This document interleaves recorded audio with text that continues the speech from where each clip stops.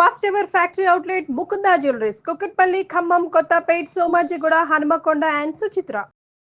So these are all very important children level. ఇంకోటి, చిల్డ్రన్లో physical activity బాగుంటే మంచి బ్యాక్టీరియా వస్తున్నాయని అది కూడా తెలిసిపోయింది మనకి. యాక్టివిటీ సెల్ ఫోన్కి అటాచ్ అయిపోతున్నారు అంతే. అది అది తప్పది. సో చిల్డ్రన్లో ఫిజికల్ యాక్టివిటీ వల్ల కూడా బ్యాక్టీరియా చేంజ్ అవుతున్నాయి. So we to encourage sports, physical activity. సో మంచి nutrition, hygienic nutrition, organic food, అదేవిధంగా physical activity. Avoid juices, fruit juices కానీ, సోడాస్ కానీ, avoid unhygienic food, avoid fast foods. Simple. అంటే చిన్నపిల్లలు, టీనేజర్స్, అడోలసెన్స్, తర్వాత అలా ఏజ్ పెరుగుతూ నెక్స్ట్ ఏజ్ ఇప్పుడు ఏమంటే ఇంకోటి బ్యాక్టీరియా మేము ఏం చూసామంటే, చిన్నప్పుడు మార్పులు చేయటం సులభం, పెద్ద అయిన తర్వాత కష్టం. అంత ఈజీ కాదు, చాలా ఎఫర్ట్ పెట్టాలి పెద్ద అయిన తర్వాత చేంజ్ చేయడానికి. మీరు ఫుడ్ అనేది చాలా ఇంపార్టెంట్. ఫుడ్ ఈజ్ మెడిసిన్ కూడా అంటున్నారు. ఆ ఫుడ్ దానికే మేము చాలా రీసెర్చ్ చేసాము, మెడిటరేనియన్ ఫుడ్ అని.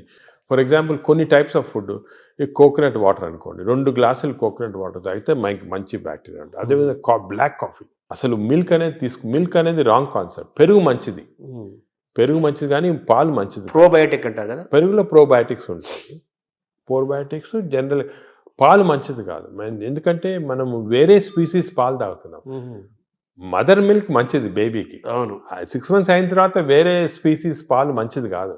ఎందుకంటే పాలు, ఒక స్పీసీస్లో పాలు is meant only for that species. ఇప్పుడు ఆవు పాలు అనుకోండి, ఆవు పాలు అంటే దూడకు మంచిది, అది గ్రోత్కి మంచిది, చాలా ఎక్స్పోనెన్షియల్ గ్రోత్ అవుతుంది బేబీ. కాఫీ మంచిది కానీ వేరే మనం తాగటం మంచిది. అంటే మన వాళ్ళు ఆయుర్వేదం కూడా మనం సెకండ్ మాట్లాడుకుంటే వాళ్ళు ఏమంటారంటే ఆవు నెయ్యి, ఆవు పాలు, ఆవు ద్వారా వచ్చేదంతా కూడా మనకు మంచిది, బ్రెయిన్. ఆవు పాలు కాదు, ఆవు గీ పర్వాలేదు కానీ ఆవు పాలు మనకి కర్డ్స్ ఫామ్లో, అటువంటి ఫామ్లో మంచిగా. యాక్చువల్ మిల్క్ తీసుకుంటే దట్ ఆవు పాలు మెంట్ ఓన్లీ ఫర్ కాఫ్, అంటే వాళ్ళ పిల్లలకి అంతే. మనం వేరే స్పీసీస్ పాలు దాటం కరెక్ట్ కాదు, అది నేచర్ అగైన్స్ట్. అది అంటే మనుషులు వాళ్ళు తీసుకో, మనుషులంటే అంతే, exact same species, that is nature.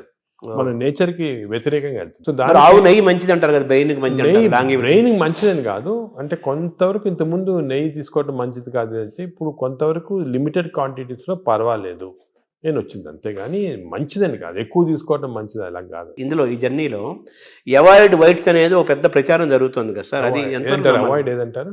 Avoid whites అంటే అన్నము, వైట్ అనేది జనరల్ టర్మినాలజీ, కానీ జనరల్ గా దోస్ అంటే ఇప్పుడు మనం ఫుడ్ లో కార్బోహైడ్రేట్స్, ప్రోటీన్, ఫ్యాట్ లో saturated fat, unsaturated fat example ఏమంటే ఆలివ్ ఆయిల్. వెస్టర్న్ కంట్రీస్ లో ఆలివ్ ఆయిల్ ఎక్కువ తింటాం, మనం ఆలివ్ ఆయిల్ తో కుక్ చేయలేము. ఆలివ్ ఆయిల్ కుక్ చేస్తే అది చెడిపోతుంది. దానికి రైస్ బ్రాన్ ఆయిల్ అని ఉంది. Rice bran oil is equal to olive oil. దీనికి అన్సాచురేటెడ్ ఫ్యాటీ యాసిడ్ ఎక్కువ. Saturated fatty acids are hydrogenated fats ఏమంటే వనస్పతి, కొంతవరకు గీ, అవి మంచిది కాదు. కొంతవరకు మన కౌ గీ అంటే ఆవుది వచ్చిన గీ కొంతవరకు పర్వాలేదు, ఎక్కువ మంచిది కాదు. అన్నం కూడా తినొద్దు అంటున్నారు కదా వైట్స్ లో, అది ఫ్యాట్స్ పార్ట్. సో ఎక్కువ అన్సాచురేటెడ్ ఫ్యాటీ యాసిడ్స్ అవి మంచిది. హైడ్రోజనేటెడ్ ఫ్యాటీ యాసిడ్స్ వనస్పతి లాంటిది అవి మంచిది కాదు. నా సెకండ్ ఏమంటే కమింగ్ టు కార్బోహైడ్రేట్స్లో సింపుల్ కార్బోహైడ్రేట్స్, కాంప్లెక్స్ కార్బోహైడ్రేట్స్ ఉంటాయి. సింపుల్ కార్బోహైడ్రేట్స్ అంటే ఏమి, రైస్, ఇటువంటివి. ఏమంటే సింపుల్, దీంట్లో ఎక్కువ ఫైబర్ ఉండదు. మనం తింటే గ్లూకోజ్ ఇమ్మీడియట్గా బాడీలో అబ్జర్వ్ అయిపోయి మంచిది కాదు. లోపల బ్యాక్టీరియా కూడా అవి కూడా లేజీ అయిపోతాయి, ఎక్కువ పని లేదు దానికి. రైస్ ఇచ్చామనుకోండి, గ్లూకోజ్ తీసి బాడీకి పంపించేది, డ్రౌజినెస్. వేరే సేమ్ కాంప్లెక్స్ కార్బోహైడ్రేట్స్ మిల్లెట్స్ ఉంటాయి. ఎగ్జాంపుల్ మిల్లెట్స్ అనుకోండి, దాంట్లో చాలా ఫైబర్ ఉంటుంది, గ్లూకోజ్ ఆ ఫైబర్ మధ్యలో ఉంటుంది. దాన్ని ఎక్స్ట్రాక్ట్ చేయాలంటే అంత ఈజీ కాదు, బ్యాక్టీరియా కూడా కొంచెం పని చేయాలి దానికి. ఒకప్పుడు మనం రాగులు, ఆరికలు, రాగులు కానీ మంచిది, ఈ సొరగము అవన్నీ కూడా, అంటే మిల్లెట్స్ ఆర్ వెరీ గుడ్. ఇవి మనం రియలైజింగ్ నా ఎక్కువ మిల్లెట్స్ తింటే మంచిది అది. సో దీస్ కార్బోహైడ్రేట్స్లో మిల్లెట్స్ ఎక్కువ కాన్సన్ట్రేట్ చేసేసి ఎస్పెషల్లీ పాలిష్డ్ రైస్ అవాయిడ్ చేయాలి. అంటే మామూలుగా అన్నము కంపారిటివ్గా అన్నం తింటే తొందరగా అరుగుతుంది, ఈజీ డైజెస్టివ్ అనే మనకి ఈజీ డైజెషన్ మనకు మంచిది కాదు. మనకి ఈజీ డైజెషన్ అంటే పేషెంట్స్కి, బాగా వీక్ ఉన్న వాళ్ళకి అవసరం, కానీ మనకి normal human being complex digestion మంచిది. ఎందుకంటే కాంప్లెక్స్ డైజెషన్లో ఫైబర్, దీన్ని గ్లైసిమిక్ ఇండెక్స్ అంటారు, ఒక టర్మినాలజీ, పబ్లిక్ కూడా తెలియాలి. గ్లైసిమిక్ ఇండెక్స్ అంటే ఏమంటే మన ఆహారం తిన్నామంటే మన బ్లడ్ షుగర్ లెవెల్ ఎంత ఇంక్రీజ్ అవుతుంది. సో గ్లైసిమిక్ ఇండెక్స్ ఒక ఫుడ్ ఎక్కువ ఉంది అంటే డైజెషన్ కావచ్చు, కానీ ఆ గ్లైసిమిక్ ఇండెక్స్ ఎక్కువ కావటం వల్ల గ్లూకోజ్ ఎక్కువే మంచిది కాదు బాడీకి. సో రైస్కి షుగర్కి మ్యాక్సిమం గ్లైసిమిక్ ఇండెక్స్, ఎందుకంటే షుగర్ తినడానికి ఇమీడియట్ గ్లూకోజ్ ఎక్కువ అవుతుంది, రైస్ తినడానికి కొంతవరకు అవుతుంది. కానీ కాంప్లెక్స్ కార్బోహైడ్రేట్స్ మిల్లెట్స్ అయితే గ్లైసిమిక్ ఇండెక్స్ తక్కువ. కొన్ని ఉన్నాయి బీన్స్, మన చిక్కుడుకాయ, ఇది కిడ్నీ బీన్స్ అంటారు అవి, అవును, అవన్నీ రాజ్మా, ఇవన్నీ గ్లైసిమిక్ ఇండెక్స్ తక్కువ. అవి కూడా కార్బోహైడ్రేట్స్, గ్లైసిమిక్ ఇండెక్స్ తక్కువ. అంటే అవి తింటే దాంట్లో ఫైబర్ నుంచి గ్లూకోజ్ బయటికి లాగాల, బ్యాక్టీరియా పనిచేయాలి, అన్ని చేసి స్లోగా గ్లూకోజ్ ఇంక్రీజ్ అవుతుంది. సో దట్ ఈస్ నాట్, అది మంచిది. లో గ్లైసిమిక్ ఇండెక్స్ అంటే మంచిది. సో ఇది కార్బోహైడ్రేట్స్. సో అరుగుదల రైస్ తింటే మంచిది అరగటం అనేది మంచిది కాదు, తొందరగా అరగకూడదు, డిలేగా. Third aspect protein. ప్రోటీన్లో మనకి animal protein, vegetable protein. Vegetable protein అంటే ఈ స్ప్రౌట్స్, దాల్స్, ఇవన్నీ వెజిటబుల్ ప్రోటీన్. యానిమల్ ప్రోటీన్లో కొన్ని మంచి ఉంది, చెడు ఉంది. Animal protein high quality protein. For example eggs అనుకోండి, మంచిది యానిమల్ ప్రోటీన్. అదేవిధంగా కొంతవరకు ఫిష్ మంచి ప్రోటీన్, అంటే దాంట్లో ఎక్కువ ఫ్యాట్ లేదు.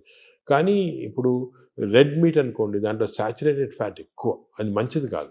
అసలు రెడ్ మీట్ అనేది తినకూడదు అసలు. ఈ రెడ్ మీట్ వల్ల మనకి బాడీ హార్మ్ కాకుండా ఈ బాడీలో క్యాన్సర్స్ రావటము, కోలన్ క్యాన్సర్స్ వెస్టర్న్ కంట్రీలో చాలా ఎక్కువ పాలిప్స్ రెడ్ మీట్ వల్ల.